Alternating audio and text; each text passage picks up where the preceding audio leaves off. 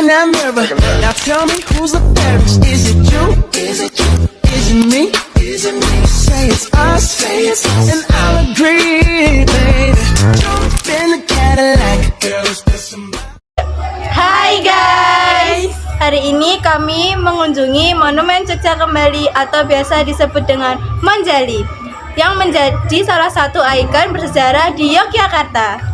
In every moment, my love will be tempted, but still forever always, every moment. Monumen Jogja Kembali yang biasa disebut Monjali dibangun tahun 1985 dan diresmikan tahun 1989 oleh Presiden Soeharto. Be it death, be it loneliness, I'll be your boat. Dibentuknya Monjali untuk memperingati peristiwa serangan umum 1 Maret 1949 saat pejuang Indonesia berhasil menguasai Yogyakarta selama 6 jam. Need to be eternal, to be fruitful too. In memory and heart, it'll Di museum ini banyak sekali koleksi yang mencangkup heraldika, miniatur, replika, peta kendaraan, senjata api dan tradisional, foto dokumentasi, arsip, dan diorama yang menggambarkan sejarah perjuangan kemerdekaan Indonesia khususnya di Yogyakarta. all yours, my motto.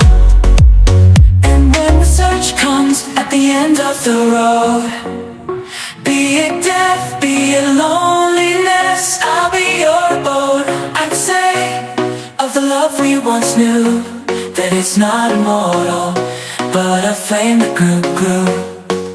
For the love we shared, so intense and true, doesn't need to be eternal to be fruitful too. In memory and heart, it'll forever glow. Permisi Pak, saya Nadia izin mewawancarain sebelumnya dengan Bapak siapa? Yakin, ini nama saya Abdul Rauf ya. Oh, iya. Saya selaku pemandu di Monumen Jogja Kembali. Silakan, mau tanya apa? Apa filosofi bentuk kerucut Monumen Jogja Kembali? Oke, ini menarik ya. Jadi memang Monjali ini bentuk bangunannya khususnya tidak seperti museum-museum yang lain. Jadi monumen ini dibangun dalam bentuk tumpeng ya.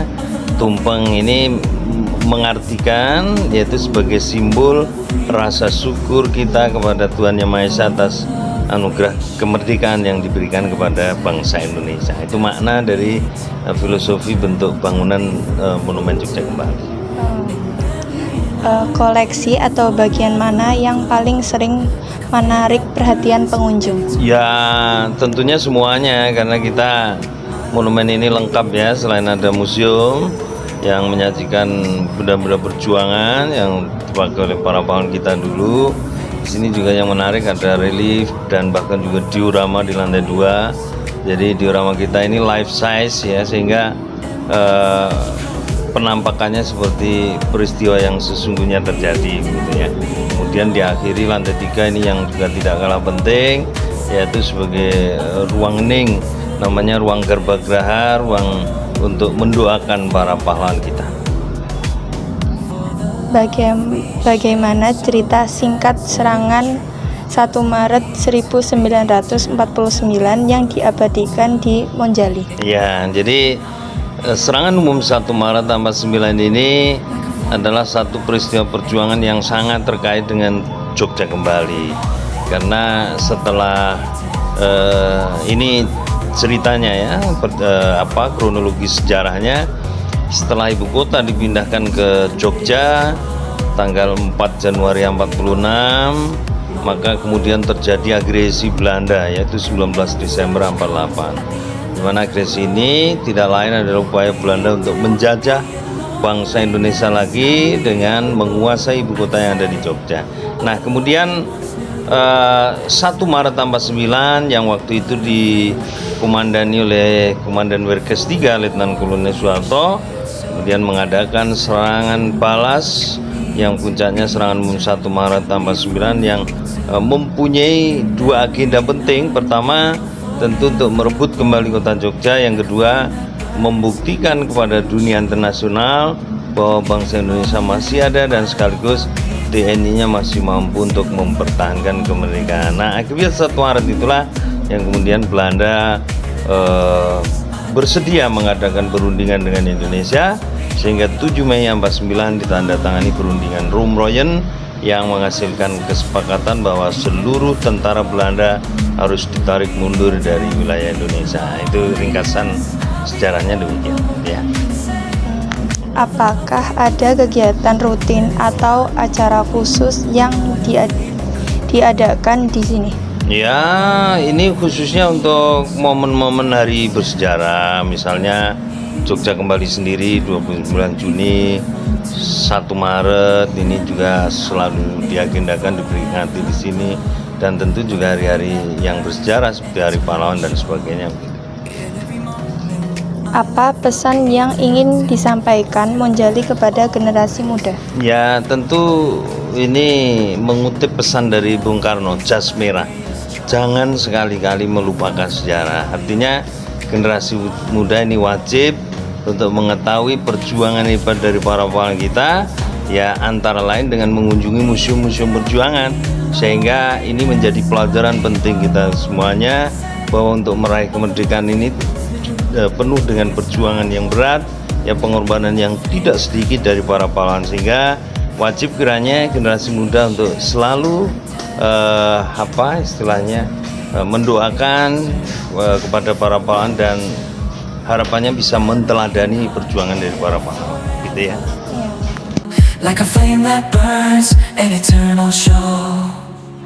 In every moment, my love I'll be tense. Selamat siang. Kenalin, saya Mustika dari Mandua Sleman. Izin mewawancari ya. Boleh.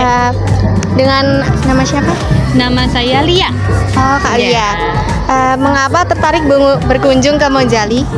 Yang jelas kalau Monjali, karena saya ini guide ya, tour leader, jadi bagus untuk edukasi bagi anak-anak yang mau melaksanakan kegiatan outing class. Kalau bagi masyarakat Jogja sendiri mungkin biar kita tahu sejarahnya tentang Jogja, seperti itu. Lalu diorama atau ruangan mana yang paling berkesan bagi Kak Lia? Nah, untuk saya sendiri, kalau yang berkesan adalah diorama yang mengenai lukisan-lukisan. Nah, itu yang paling menarik buat saya karena itu tentang seni ya. Jadi justru mungkin agak berbeda dengan yang lain kan, tentang sejarah, perjuangan dan sebagainya. Kalau saya sebagai guide mungkin sudah kenyang ya melihat seperti itu. Tapi kalau untuk lukisan-lukisan itu menarik ya untuk kita. Tapi untuk anak-anak yang saya bawa pada siang hari ini, mereka suka dengan patung-patung dari para pejuang. Jadi mereka banyak yang berfoto dan sebagainya, itu tertariknya dengan patung-patung para pejuang. Dan mereka membaca sejarah-sejarah yang berkaitan dengan pejuang-pejuang itu. Berarti menarik sekali ya. Lalu menurut Kak Lia, apa sih makna Monjali bagi masyarakat Yogyakarta dan Indonesia?